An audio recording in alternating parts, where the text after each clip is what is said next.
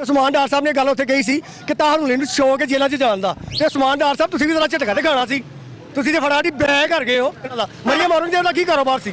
ਉਹਦੀ ਅੰਮਾ ਇੱਕ ਦਾਈ ਆਈ ਸੀ ਇਹਨਾਂ ਦੇ ਘਰ ਤੇ ਅੱਜ ਕਿੱਥੇ ਟੁਰ ਗਈ ਮਰੀਮ ਔਰੰਗਜ਼ੇਬ? ਅਸੀਂ ਇਮਰਾਨ ਖਾਨ ਦੇ ਸਪੋਰਟਰ ਹਾਂ, ਜਾਨੀ ਮਾਨੀ ਸਾਡੀ ਜਾਨ ਵੀ ਕੱਢ ਸਕਦੇ ਨਾ। ਅਸੀਂ ਇਮਰਾਨ ਖਾਨ ਨੂੰ ਬੀਟੀ ਨੂੰ ਵੋਟ ਦਿਆਂਗੇ ਇਨਸ਼ਾਅੱਲਾ। ਮਰੀਮ ਕੌਣ ਹੈ? ਮਰੀਮ ਕੌਣ ਹੈ? ਮਰੀਮ ਨੂੰ ਕੌਣ ਹੈ? ਅਸੀਂ ਜਾਣਦੇ ਨਹੀਂ ਮਰੀਮ ਕੌਣ ਹੈ। ਉਹ ਤਾਂ ਬੰਦੇ ਨਹੀਂ ਪਤਾ ਮਰੀਮ ਕੌਣ ਹੈ, ਅਸੀਂ ਉਹਨੂੰ ਕੀ ਪੁੱਛਣਾ? ਇਹ ਤੇ ਆਪਣੀਆਂ ਬੁੜੀਆਂ ਪਾਰਸਲ ਕਰ ਸਕਦੇ ਨੇ, ਆਪਣੇ ਪਿਓ ਨੂੰ ਪਾਰਸਲ ਕਰ ਸਕਦੇ ਨੇ। ਇਹਨਾਂ ਸਾਡੇ ਮੁਲਕ ਵਾਸਤੇ ਕੀ ਕਰਨਾ? अस्सलाम ਵਾਲੇਕੁਮ ਸਲਾਮ। ਕੀ ਹਾਲ ਹੈ? ਅੱਲਾਹ ਦਾ ਸ਼ੁਕਰ ਸਰ। 8 ਫਰਵਰੀ ਨੂੰ ਇਲੈਕਸ਼ਨ ਹੋ ਰਹੇ ਨੇ, ਕਿਹਨੂੰ ਸਪੋਰਟ ਕਰ ਰਹੇ ਹੋ? ਪੀਟੀਆਈ ਨੂੰ ਸਾਰੇ ਕੀ ਵਜ੍ਹਾ? ਵਜ੍ਹਾ ਸਿਰਫ ਸਾਡਾ ਪਿਆਰ ਹੋ। ਇਹ ਸਭ ਚੋਰ ਨੇ, ਨਿਊ ਲੀਗ ਵਾਲੇ ਸਭ ਚੋਰ ਨੇ। ਨੂਨ ਲੀਗ ਵਾਲੇ ਤੇ ਪੀਪਲਸ ਪਾਰਟੀ ਵਾਲੇ ਵੀ ਜਦੋਂ ਇਲੈਕਸ਼ਨ ਆਉਂਦੇ ਨੇ ਤਾਂ ਉਦੋਂ ਇੱਕੋ ਜਾਂਦੇ ਨੇ, ਜਦੋਂ ਇਲੈਕਸ਼ਨ ਖਤਮ ਹੁੰਦੇ ਨੇ ਤੇ ਬਾਅਦ ਚ ਲੜਨ ਲੱਗ ਪੈਂਦੇ ਨੇ।